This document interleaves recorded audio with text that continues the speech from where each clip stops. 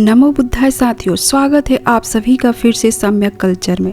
साथियों, अंधविश्वास को दूर करने में आप सभी का सपोर्ट बहुत ज़रूरी है, इसलिए आप सभी से आग्रह है कि इस वीडियो को पूरा देखें और शेयर जरूर करें। साथ ही साथ लाइक और चैनल को सब्सक्राइब करना ना भूलें।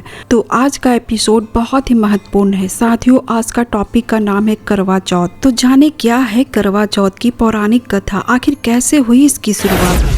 करवा चौथ व्रत को सबसे पहले द्रौपदी ने पांडवों के जीवन की रक्षा के लिए रखा था। सुहागिनों के लिए यह पर्व काफी महत्व रखता है। मान्यताओं के अनुसार इस व्रत को करने से महिलाओं के पतियों की उम्र दीर्घायु होती है। इसके साथ ही दाम्पत्य जीवन में खुशहाली बनी रहती है। करवा चौथ का व्रत 13 अक्टूबर को रखा जाएगा। विवाहित महिलाओं के लिए त्योहार काफी मायने रखता है। करवा चौथ के दिन महिलाएं बिना अन्न और पानी के पूरा दिन उपवास रखती है। इसके साथ एक बार रात में ही करवा चौथ की पूजा और चांद को अर्घ्य देकर प्राप्त पति के हाथ से पानी पीकर अपना व्रत खोलती है। धार्मिक मान्यताओं के मुताबिक करवा चौथ का व्रत करने से महिलाओं को अखंड सौभाग्य का आशीर्वाद मिलता है। करवा माता उनके पतियों की हमेशा रक्षा करती है। पतियों की लंबी आयु के लिए महिलाएं बड़े ही आनंद के साथ इस पर्व को मनाती है। करवा चौथ की पूजा उसकी व्रत कथा के बिना अधूरा माना जाता है, इसलिए इसे पढ़कर ही अपनी पूजा संपन्न करती हैं। साथियों, इस व्रत में पूजा संपन्न तभी होता है जब तक कि कुछ पौराणिक कथा न सुन ले। तो आइए करवा चौथ की शुरुआत की पौराणिक कथा भी सुनते हैं। करवा चौथ व्रत की कथा महाभारत काल से जुड़ी हुई है। धार्मिक कथाओं के मुताबिक जब पांडवों के जीवन पर संकट के काले बादल मंडरा रहे थे, तब भगवान कृष्ण ने द्रौपदी को करवा चौथ व्रत रखने की सलाह दी थी। इसके बाद द्रौपदी ने पूरे नियम के साथ करवा चौथ की पूजा की। इस व्रत के प्रभाव से पांडवों के जीवन पर से भी संकट दूर हो गया था। वहीं इस व्रत से जुड़ी दूसरी कथा यह है कि एक बार देवताओं और असुरों के बीच भीषण संग्राम शुरू हो गया था।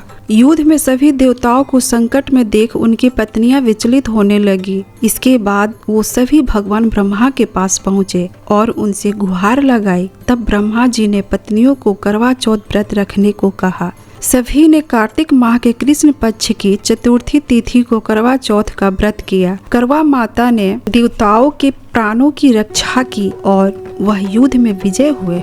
इसके बाद से ही करवा चौथ का व्रत रखा जाने लगा। पौराणिक कथाओं के मुताबिक एक ब्राह्मण के 7 पुत्र और इकलौती पुत्री वीरावती थी। 7 भाइयों की अकेली बहन होने के कारण वीरावती बहुत ही लाडली थी। सभी भाई उससे अपार प्रेम करते थे और बहन की आंखों में एक आंसू नहीं देख पाते थे। कुछ सालों बाद वीरावती का विवाह एक ब्राह्मण युवक से हो गया। विवाह के बाद जब वीरावती मायके आई तो उसने अपनी 7 भाभियों के साथ करवा चौथ का व्रत रखा, लेकिन शाम होते होते वह भूख और प्यास से व्याकुल हो उठी।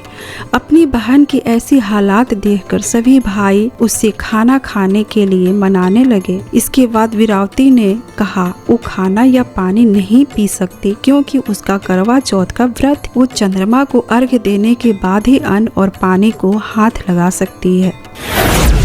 चंद्रमा के जल्दी नहीं दिखने पर भाइयों ने एक तरकीब खोजा और एक भाई पीपल के पेड़ पर चढ़कर एक दीपक जलाकर चलनी की ओट में रख देता है। दूर से देखने पर वह ऐसा लगा कि चांद निकल आया है। फिर एक भाई ने आकर वीरावती को कहा कि चांद निकल आया है, तुम उसे अर्घ्य देने के बाद भोजन कर सकती हो। बहन खुशी खुशी जाकर चांद को देखा और उसे अर्घ्य देकर खाना खाने बैठ गई। उसने जैसा ही पहला टुकड़ा मुंह में डाला तो उसे छींक आ गई।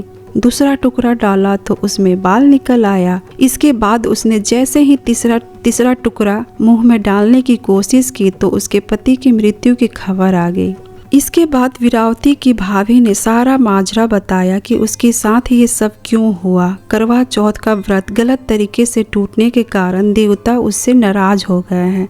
फिर एक बार इंद्रदेव की पत्नी इंद्राणी करवा चौथ के दिन धरती पर आई और वीरावती उनके पास गई और उन्हें अपने पति की रक्षा के लिए प्रार्थना की। तब देवी इंद्राणी ने वीरावती को पूरी श्रद्धा और विधि विधान से करवा चौथ का व्रत करने के लिए कहा। इंद्राणी करने की बात सुनकर वीरावती ने वैसा ही किया और फिर पूरी श्रद्धा के साथ करवा चौथ का व्रत रखा। उसकी पूजा और भक्ति देखकर भगवान प्रसन्न हो गए और उन्होंने वीरावती को अखंड सौभाग्यवती भव का आशीर्वाद देते हुए उसके पति को जीवित कर दिया। साथियों, इस वीडियो को अगर आप बहुत ध्यान से सुना होगा तो आप सब खुद तर्क कर सकते हैं कि महिलाएं ये व्रत अपने अपने पतियों की लंबी उम्र के लिए रखती है तो सारे पतियों का उम्र दुगुना होना चाहिए। हमने कहानी में देखा कि करवा चौथ की गलत तरीका से उन्होंने पारण कर लिया तो उनके पति डेथ कर जाते हैं और फिर उन्होंने इंद्राणी जो कि इंद्र की पत्नी है, उन्होंने फिर से उन्हें एक नए तरीके से करवा चौथ करने की सलाह दी और फिर उनके पति जो है जीवित हो उठते हैं। तो साथियों, ये बहुत ही तार्किक शब्द है कि आप खुद सोचिए कि क्या आजकल के ज़माने में ऐसा होता है कि महिलाएं ये व्रत अपने पतियों की लंबी उम्र के लिए रखती है तो सारे पतियों का उम्र दुगुना हो जाना चाहिए। खैर, ये तो नॉर्मल इंसान की बातें हैं। जितनी भी देवताओं की पत्नियां करवा चौथ की थी, सभी देवियों के देवताएं अमर होना चाहिए था। फिर वो आज क्यों नहीं दिखते? सिर्फ पत्थर में ही देवी देवता क्यों नजर आते हैं? क्या सारे देवता इनविजिबल हो गए? साथियों, कुल मिलाकर हम यह कह सकते हैं कि करवा चौथ की जो भी कथा कहानियां हैं सभी के सभी फर्जी और बकवास है। साथियों, आप सभी की आस्था को हमें ठेस पहुंचाने की मंशा नहीं है, लेकिन हमें अंधविश्वास से बाहर निकलना पड़ेगा। सभी महिलाओं से अनुरोध है कि आप सभी अपना समय बर्बाद न कर जिंदगी में कुछ अच्छा करें, समय का सही से प्रयोग करें, आगे बढ़े, अंधविश्वास से दूर रहें। बहुत जल्द मिलते हैं नए एपिसोड के साथ। नमो बुद्धाय।